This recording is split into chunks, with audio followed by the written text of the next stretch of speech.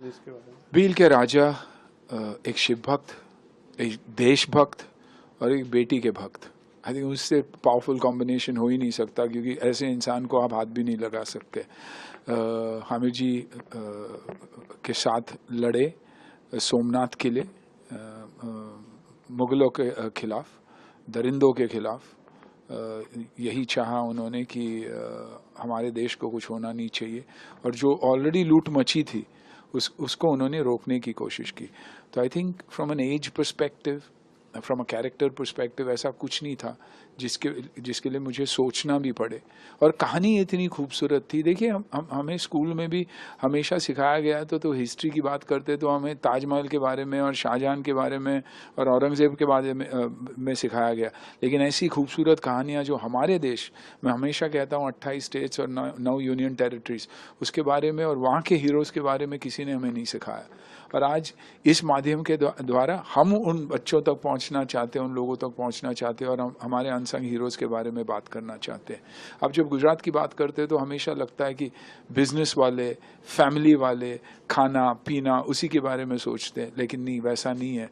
ऐसे भी लोग थे जिन्होंने हमारे पहले ज्योतिर्लिंग और पहले मंदिर को बचाया और जान भी दे दी उसके लिए, ये जानते हुए कि वो हज़ारों के तादाद में थे, जबकि ये लोग कुछ 100-200।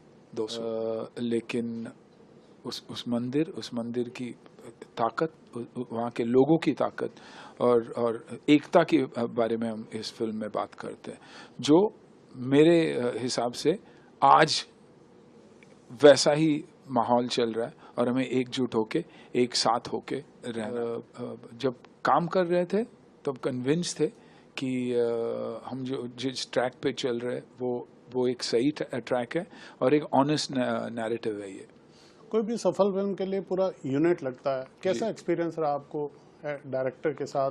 नए पहली बात तो मैं सल्यूट करूंगा प्रोड्यूसर को, क्योंकि मैं प्रोड्यूसर्स को हमेशा मानते आया हूँ। मैं हमेशा, मुझे लगता है कि जो लक्ष्मी प्रोवाइड करते हैं, हम उन्हें हमेशा एक प्रोडक्शन मैनेजर और एक मैनेजर के तौर पे देखते हैं कि अच्छा ये प्रोड्यूसर है।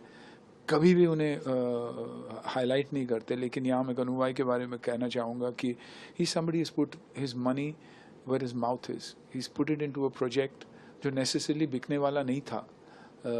और मैंने पहली बार कन्हू जी से कहा था कि कन्हू भाई, आप फिल्म बना रहे हो, बेचेगा कौन? इसे यार बना लेंगे, अच्छी बनेगी तो बिकेगी। एंड आई वाज लकी कि मुझे प्रिंस जैसे डायरेक्टर मिला, जिसके साथ मैं पहले भी काम किया हूँ।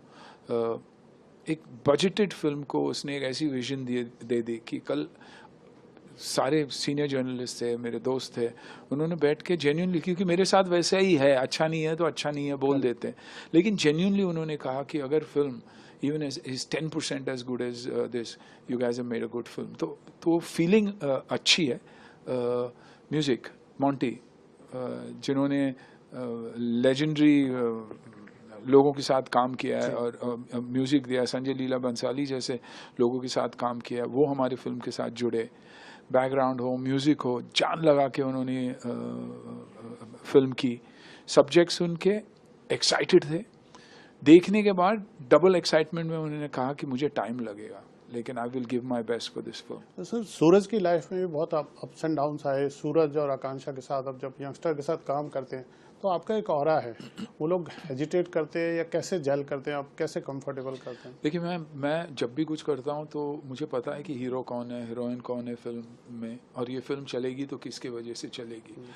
I am one of the characters, लेकिन लीड तो सूरज ही है और हमेशा सूरज रहेगा। डरे हुए थे इनिशियली कि क्या होगा, सूरज को लेंगे तो सोशल मीडिया, जो ये जो टॉक्सिक दुनिया है, वो क्या कहेगी। लेकिन जब सोचते हैं तो बोलते हैं ये टॉक्सिक लोग हैं कौन? कैंसर दिखता नहीं है कभी भी, तो उसको एलिमिनेट किया जाता है। सर्जरी करो, कीमो और इसकी ज़रूरत ही नहीं पड़नी चाहिए, रेडिएशन की हटा ही दो। तो आई थिंक हमने हमारे जहन से, दिमाग से, दिलों से निकाल दिया, and it doesn't matter to us.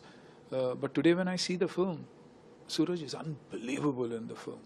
You know, लगता तो talented boy, no, he is a very honest boy, you know. और मैं यही सोचता हूँ कि अगर आन की ज़िंदगी में ऐसे कुछ होता, would he be able to handle it? But he's handled it. He's handled 12 years of hell.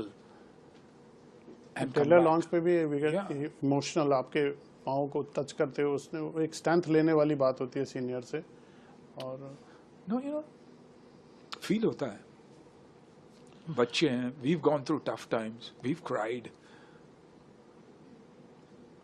he's come out of something really tough, and मैं खुश हूँ उसके लिए, क्योंकि आप अगर क्लाइमैक्स देखोगे, ये रोल प्ले करने के लिए साक्षात कोई भक्त होना चाहिए शिव जी का, जैसे कांतारा में करेक्ट, वो शेट्टी लड़के में एक्चुअली स्पिरिट घुसा हुआ है, क्योंकि मैं I belong to that area, I know how it is. तो his last 20 minutes was not performance, his last 20 minutes was real, and that's why the world connected to it. इस फिल्म के बारे में मैं कुछ नहीं कहूँगा, but the climax where he is fighting, आपको लगेगा कि शिव जी का ही भक्त है, शिव जी का एक रूप है. he's got that look, he's got that personality. वो बॉडी हो, उसकी आंखों में देखिए, हमने यहाँ एक्शन किया है, वेपन्स कॉस्ट्यूम सब ठीक है, लेकिन जो आंखों में बात है ना, आपको वो दिखाई देगी. That love for the country, the love for the daughter, the love for Shiv ji, वो आपको इन किरदारों में दिखाई देगी. सिर्फ हमारे में नहीं, हमारे साथ जो बच्चे हैं उनमें भी आपको ये दिखाई देगा. जब हर हर महादेव बोलते हैं तो यहाँ से बोलते हैं, बिल्कुल बिल्कुल यहाँ से बोलते हैं, यू नो दैट इज. वीर एक